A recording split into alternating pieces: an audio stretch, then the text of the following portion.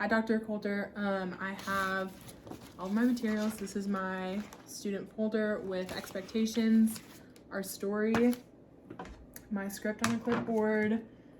We have a whiteboard and pencils here, the expectations, and then my notebook for any notes that I need, and Post-it notes. Alrighty. Here is your sticky note for following expectations and answering correctly. Here are your expectations. So we're gonna sit up straight, pay attention, be respectful, and answer on cue. Nice job fixing your posture. Point on. So today we're gonna start a program that will help you learn how to use hard words. We will work together to learn about books and the things that make up a story. We will have lots of fun together, reading books and playing games. Let's get started. The name of this week's book is Suki's Kimono. The name of a book or story is called a title. What is a title? The name of a book or story. What's another way of saying the name of a book or story? Title. The title of this week's book is Suki's Kimono. What is the title of this week's book? Suki's Kimono. Correct. Nice job answering all of those. This book was written by Shiari Yaguchi. The person who writes a book or story is called the author. What's another word for the person who writes a book or story? Author. What is an author? The person who writes a book or story. Who's the author of this book? Shiari Yaguchi. Nice job answering all those correctly. Stephanie George made the pictures for this book. The person who makes the pictures for a book is called an illustrator. What's another word for the person who makes the pictures for a book or story? The person who makes illustrator. What is an illustrator? The person who makes the pictures for a book or story. Who's the illustrator of this book? Stephanie George. Correct. Those are all correct. Nice job. The cover of a book usually gives us some hints of what the book is about. Let's look at the front cover of Suki's Kimono. What do you see in this picture? There is a girl in a kind of robe. Yeah, nice job. That's correct. So now you're going to partner up and get ready to tell your partner what you think the story will be about. Use the information from this cover photo to help you. So who do you think this story is about? What do you think the girl will do? Where do you think this story happens? When do you think this story happens? Why do you think the girl is dancing? How do you think the girl is feeling? Do you think this story is about a real person? Tell why or why not. Lindsay, do you want to share what your partner talked about with the last question? Do you think the story is about a real person? Tell why or why not. My partner thinks that the story is about a real person because the people in the picture look like real people. Correct. Nice job answering. We're going to take a picture walk through this book. When we take a picture walk, we look at the pictures and tell what we think will happen in this story. What do you think? Where is this happening? In the girl's bedroom. Why do you think so? There's a bed and toy shelf. Who do you think these girls are? Sisters. This is Suki. What is the little girl's name? Suki. How does Suki look different from the other two girls? Suki is wearing a robe. The robe that Suki is wearing is called a kimono. What do we call the robe that Suki is wearing? A kimono. People in Japan often wear kimonos on special days. Nice job getting all those answers correct and following expectations. Where do you think these girls are going? To school. Why do you think so? The first two girls have book bags. What time of day is it? Morning. Nice job getting those answers correct and following expectations. What do you think the people are doing in this illustration? Having a party or celebrating. How do you think Suki feels here? Excited. Correct. Nice job. What is happening in this illustration? Band is playing drums. What is Suki looking at here? A scarf. Correct. Nice job. What is happening here? The mother is taking a picture of the sisters. Correct. Nice job answering. What is Suki doing in this illustration? Waving to her mother. How do you think the other two girls are feeling? Upset. Why do you think they feel that way? They're glaring at her. Correct. Nice job answering. What is Suki doing here? Dancing. How are the other children reacting to her? They're making fun of her. Does Suki notice the other kids laughing at her? No. Nice job answering correct answers. Where do you think this part of the story is happening? At the playground at school. When do you think this part of the story is happening? Before school starts. What clues tell you that this might be the first day of school? There are balloons and the children are excited to see each other. Correct. Nice job answering. What is Suki doing? Swinging. Correct. Nice job. Do you think these two girls have met each other before? Probably not. Tell me why you think so. They are just looking at each other. They're not talking. Correct. Nice job answering. How do you think Suki feels in this illustration? Happy. Yeah, nice job. Correct. Where is Suki here? In class. Correct. Nice job. What is happening here? One boy is laughing while another is teasing Suki. Correct. Nice job. How do you think Suki feels? Embarrassed. Yeah, nice job. What is happening? What do you think is happening here? The teacher is talking to Suki. Correct. Nice job. Moving on.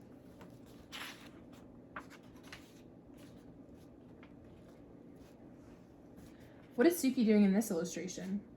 Talking to the class. Correct. Nice job.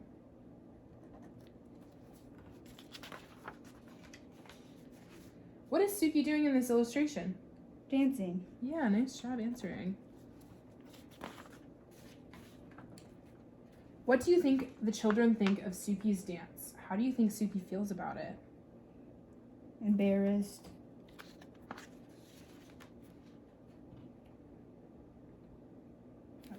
Correct answers. Nice job. What are the teacher and the other children doing in this illustration? Telling Suki they liked her dance. Correct. Nice job.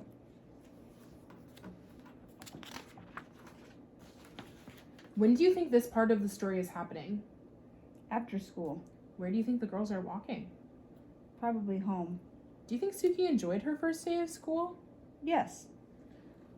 Now it's your turn to ask me some questions. What would you like to know about the story? Who is Suki? Suki is the girl here, and we'll learn about her when we read the story fully. Okay, so now we are going to read the story. Suki's Kimono. On the first day of school, Suki wanted to wear her kimono. Her sisters did not approve. "You can't wear that," said Mari. "People will think you're weird." "You can't wear that," said Yumi. "Everyone will laugh and no one will play with you. You need something new, Suki. You need something cool." But Suki shook her head. She didn't care for new. She didn't care for cool. She wanted to wear her favorite thing, and her favorite thing was her kimono. Suki's Obachan had given her kimono. The first time Suki wore it, her Obachan took her to a street festival, where they slurped bowls of slippery cold somen noodles and shared a cone of crunchy shaved ice topped with a sweet red bean paste. Under strings of paper lanterns, Suki joined her Obachan in a circle dance. She followed her and copied her movements, trying to be as light and as graceful. She watched the other women and children who danced, especially those who were dressed in cotton kimonos like her. Later, Suki sat so close to the stage that when the taiko drummers performed, boom, boom, boom, she felt like she'd swallowed a ball of thunder and her whole insides quaked and quivered. Before they left the festival, Suki and her Obachan stopped at a souvenir stand. There were many things to choose from, but her Obachan found the prettiest thing of all, a handkerchief of pale pink linen decorated with tiny maple leaves and cherry blossoms. When she gave it to Suki, she said, "This will help you remember our day." Now it was time for school. Mother checked Suki's obi one last time and took a picture of Mari, Yumi, and Suki together by the front steps. Then, as she watched, the three sisters made their way down the block to their school. Mari and Yumi stayed several paces ahead of Suki and pretended they didn't know her. But Suki didn't mind. She turned and waved to her mother before she clip-clopped along in her shiny red Gita, feeling very pleased in her fan-patterned blue kimono. Once in a while, Suki would lift her arms and the butterfly sleeves would flutter in the breeze. It made her feel like she'd grown her own set of wings. When they reached the school, Mari and Yumi hurried across the yard to a group of their friends. Suki stopped and looked around. Some of the children turned and stared at her, and others giggled and pointed at her kimono. But Suki ignored them. She took a seat on a swing to wait for the bell. A girl dressed in overalls, just like a pair Suki had at home, sat on the swing beside her. "Hi, Suki," said the girl. "Hi, Penny," said Suki. "How come you dressed so funny?" Penny asked. "Where did you get those shoes?" Suki lifted her feet off sand and wiggled her toes. "I'm not dressed funny," she said. "My grandma gave me these shoes." Suki started pumping her legs. After a moment, Penny did the same, and soon they were both swinging as fast and as high as they could. Swoosh, swoosh, up and up. When the bell rang, Suki and Penny jumped off their swings and ran to the gym for their first day assembly. Once they were finally taken to their new classroom, Suki chose a desk near the window. Penny chose a desk next to Suki. As they waited for everyone to find a seat, two boys in front of Suki turned and snickered behind their hands. One of the boys reached over and snatched at Suki's sleeve. "Look at this," he said. "She's a bat." Suki felt her cheeks burn, but she did not respond. Instead, she concentrated on sitting up straight and tall, the way her obichan always did. It was easy to do with an obi wrapped snug around her middle. Her obi was golden yellow, and in its folds, Suki had tucked away her pale pink handkerchief. "Welcome to first grade," said the teacher. "My name is Miss Poggio." She smiled. "Let's introduce ourselves and tell everyone what we did this summer." When it was her turn to speak, Suki stood up and told the teacher her name. "Hello, Suki," said Miss Poggio. "What did you do this summer?" "My grandma visited us," she said, straightening her sleeves. "She brought me my kimono and my Gita." Suki raised her foot to show the teacher her wooden clog. Somewhere in the classroom, someone laughed, but Suki took a deep breath and continued. "The best thing was that she took me to a festival, and there were dancing girls dressed like me, and they danced like this." She took a few steps and swayed her arms sideways. "Look, now she's dancing," someone said. But Suki didn't hear. She hummed the music she remembered hearing at the festival. She remembered how it felt to dance barefoot in the open air on fresh-cut grass that tickled her toes. She tried to picture the other dancers, how they moved forward in the circle with the rhythm of the music, how they stamped their feet, first right, then left, swung their arms first up, then down, how they stepped back and back and back, then clapped. When Suki couldn't remember the next step, she made it up, just to keep dancing. 1, 2, 1, 2, 1, 2, stop. When she finished, the room seemed very quiet. Everyone was watching her. Suki sat down, wondering if she was in trouble. But Miss Poggio said, "That was wonderful, Suki," and she started to clap. Then, so did Penny. And after a moment, so did the entire class.